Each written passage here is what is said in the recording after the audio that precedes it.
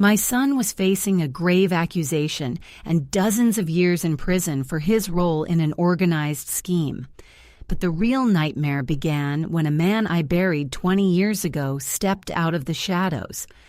I thought I was saying a final goodbye, only to realize my own home was the vault for a secret that was never meant to be uncovered. Please, Elena, for the love of God, stay in your house. If you have any respect for Mark, or for your own safety, do not go to that hospital. You'll only make it worse. They are watching everything.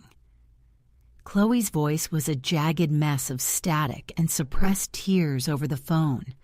I sat in my darkened kitchen, the glow of the microwave clock, the only light in the room, holding the receiver so hard my knuckles had turned a ghostly white. For 3 years I had tolerated Chloe. I'd tolerated her secrets, her sudden business trips, and the way she had slowly but surely pulled my son, Mark, into a world I didn't recognize. Mark, my boy who used to volunteer at animal shelters, was now a man who spoke in hushed tones about internal security and sensitive logistics. "You don't get to tell me where I can go, Chloe," I hissed, my voice trembling with a mixture of grief and fury. "My son is being transferred to a high-security medical wing 3 states away tonight. He's facing a grave accusation, something you probably dragged him into, and you expect me to sit here and sip tea while he's hauled away like a common criminal? I am going to say goodbye. I don't care about your warnings." "Elena, listen to me," she screamed, her voice breaking. "It's a setup. If you show up there, you're giving them exactly what they need to link the whole organized scheme back to your family. They need a bridge, and you're it. Please." I hung up. I didn't want to hear another word of her manipulation. In my mind, Chloe was the poison that had seeped into Mark's life. He had been a rising star in the tech sector until he met her. Then came the consulting work, the forbidden substances scandals that he'd narrowly avoided, and finally, the heavy hand of the law. 2 days ago, Mark had been detained. The official word was that he was involved in an organized scheme to compromise national infrastructure, a grave accusation. To me, it was a nightmare I couldn't wake up from. I grabbed my coat and my car keys. The drive to the municipal detention ward was a blur of rain-slicked pavement and neon lights. My heart hammered against my ribs like a trapped bird. I kept seeing Mark's face, not the hardened man he'd become, but the little boy who cried when he lost his favorite marble. I had to see him. I had to know he was okay before they locked him away for decades. When I arrived at the facility, the atmosphere was suffocating. The air smelled of industrial bleach and old coffee. I expected to be turned away, but strangely, the guards at the front desk didn't even look at my ID twice. They checked my bag, found nothing but a pack of tissues and a photo of Mark as a toddler, and waved me through. It was too easy. Chloe's warning echoed in the back of my mind. They are watching. I found Mark in a small, sterile room behind a thick pane of reinforced glass. He looked terrible. His face was sallow, and there were dark circles under his eyes that looked like bruises. When he saw me, his expression wasn't one of relief. It was pure, unadulterated terror. "Mom, what are you doing here?" he mouthed, his voice barely audible through the intercom. "I came to say goodbye, Mark. I couldn't let them take you without seeing you," I sobbed, pressing my palm against the glass. He leaned in close, his eyes darting toward the security camera in the corner. "You shouldn't have come. Chloe was supposed to stop you. Mom, listen to me very carefully. Whatever happens next, tell them you don't know about the packages. Tell them you've never seen the vault. Do you understand?" "What packages, Mark? What are you talking about?" "The organized scheme. It's bigger than me. They've planted things, Mom. In your house, In the garden. He swallowed hard, his throat working convulsively. They're moving me now because they've finished the internal verification. They don't need me anymore. They need a new target. Before I could ask another question, the heavy steel door behind him swung open. Two men in clinical white coats, but with the cold, calculating eyes of soldiers, grabbed him by the arms. Mark didn't struggle. He just looked at me one last time, a look of profound apology. "I love you, Mom. I'm sorry I couldn't protect you from her," he whispered. Then he was gone. The room felt suddenly freezing. I stood there for a long time staring at the empty chair until a guard tapped on the glass and signaled for me to leave. My legs felt like lead as I walked back through the labyrinthine corridors. I felt a strange sense of finality. I had said my goodbye, but the weight in my chest only grew heavier. Mark's words about the packages and the vault looped in my head. Had Chloe set me up? Or was Mark trying to warn me about something she had already done? I pushed through the final set of heavy revolving doors, the cold night air hitting my face like a slap.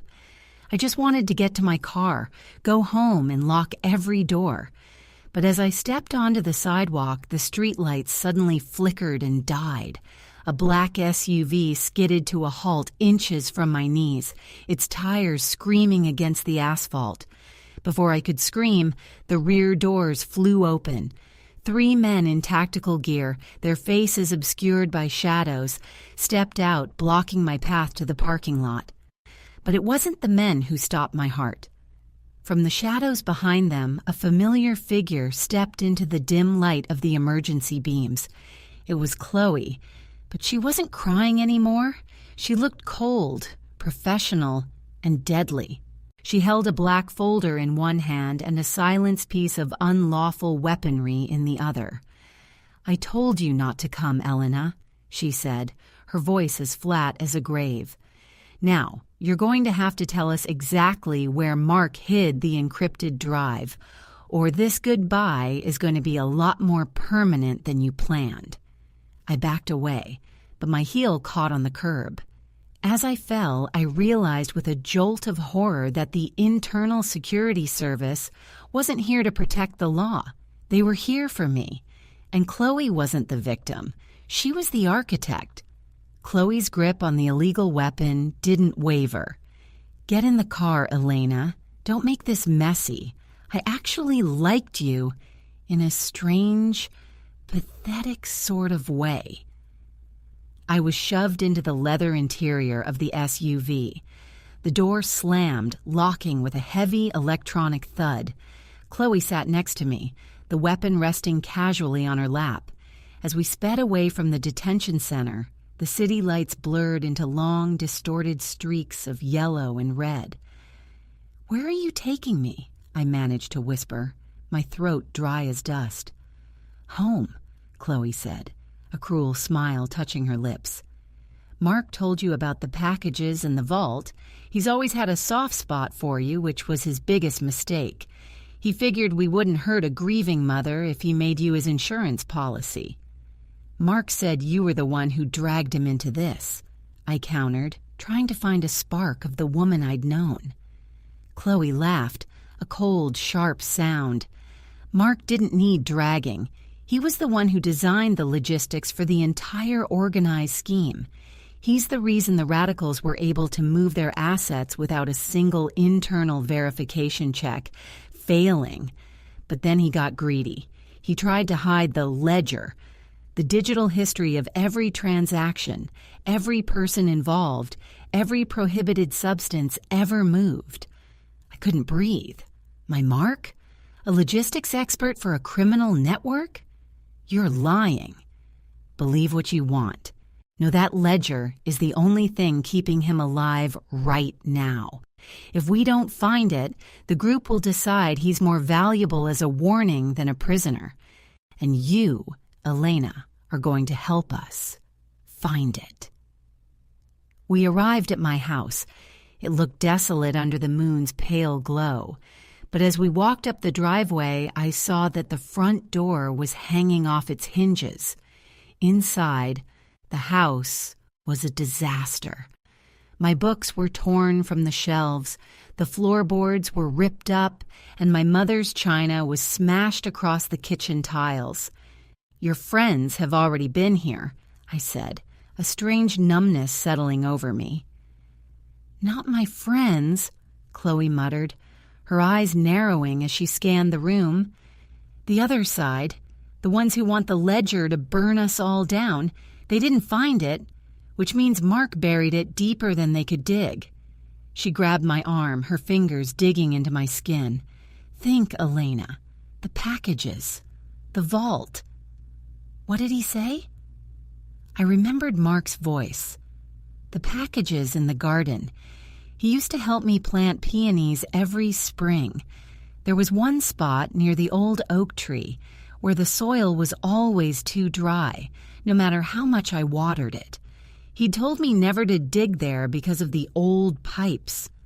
"The oak tree," I whispered. Chloe signaled to the men. They pulled heavy industrial shovels from the SUV and began to tear into the earth near the oak. After 10 minutes of frantic digging, the metal of a shovel struck something solid with a dull thud. My heart skipped a beat. They hauled up a heavy, reinforced steel box. It wasn't large, but it looked heavy enough to hold a man's life. Chloe's eyes gleamed with a predatory light. She produced a small electronic device, bypassing the lock with a series of clicks and whirs. The lid creaked open. I leaned forward, expecting a computer drive or cache. Instead, the box held dozens of old yellowed envelopes addressed to me. On top sat a small handheld monitor that hissed to life. The screen flickered, showing a live video feed of a room I didn't recognize. In the center sat Mark, but he wasn't in a hospital gown.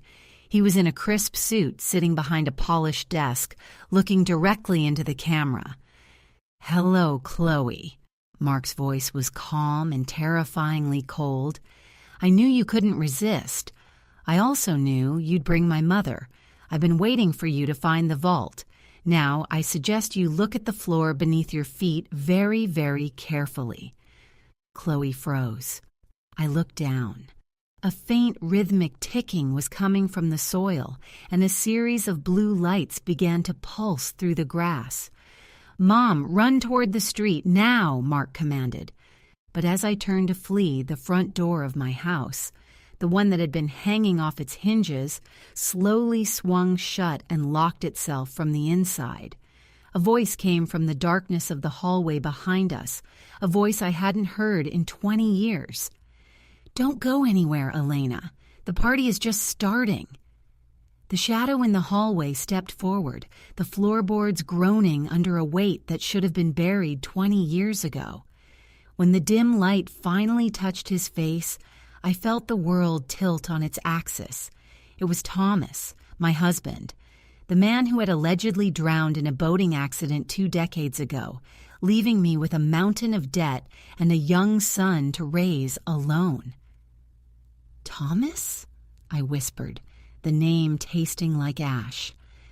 "I told you he was the architect, Elena," Chloe said, though her voice now carried a tremor of genuine fear. She pointed her weapon at him, but her hand was shaking. "He didn't die. He just went underground to build a network that could move prohibited substances and digital assets across borders without ever triggering a single internal verification check." Thomas ignored her, his eyes fixed on me with a terrifying, hollow warmth. "I did it for us, Elena, for the family. Mark was always meant to take over. He has the mind for it, the logic, the precision. But he grew a conscience. He thought he could use the ledger to buy his way out, to buy your safety from the very people who protect us." The monitor in the steel box hissed again. Mark's image was still there, but now he was standing up. "You're wrong, Dad. I didn't grow a conscience. I grew a sense of survival. I knew the moment I started working for you that you'd eventually see me as a liability.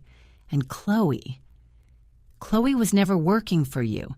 She was working for the group's rivals, trying to find a way to dismantle your organized scheme from the inside so they could take over.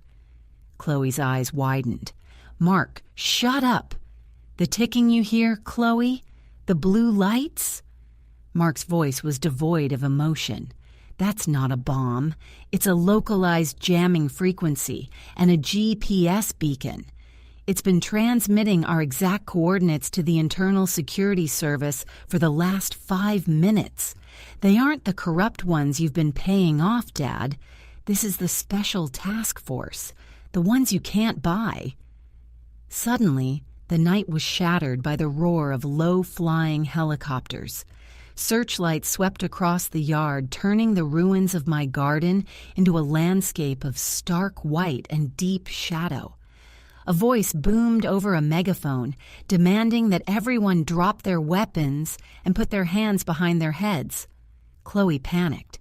She turned to run toward the back of the house, but the Internal Security Service was already there. Flash grenades detonated with a deafening pop, filling the air with white smoke. I felt someone grab my arm and pull me toward the floor. It was Thomas. Even in the chaos, he tried to drag me toward the vault in the garden, perhaps thinking there was a way out. "Let her go, Thomas!" A new voice roared through the smoke. A man in a tactical vest, his face obscured by a helmet, tackled Thomas to the ground.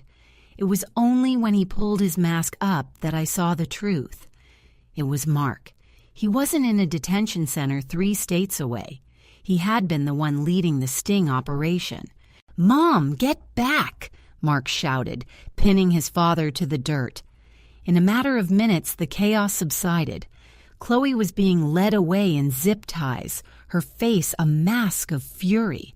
Thomas was being loaded into a separate black van, his eyes locked on mine with a look of profound betrayal. He was facing a grave accusation, not just for his crimes, but for faking his death and orchestrating a global network. He would be looking at a huge term, likely decades, in a maximum security facility. Mark walked over to me, his tactical gear covered in the dust of my ruined garden.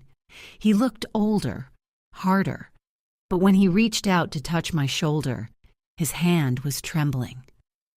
"I'm sorry, Mom," he whispered. "I had to let you believe I was in danger. I had to let Chloe think she was winning.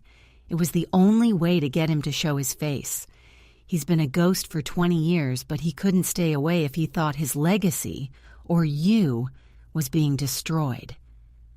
I looked at the house I had lived in for 30 years, now a crime scene.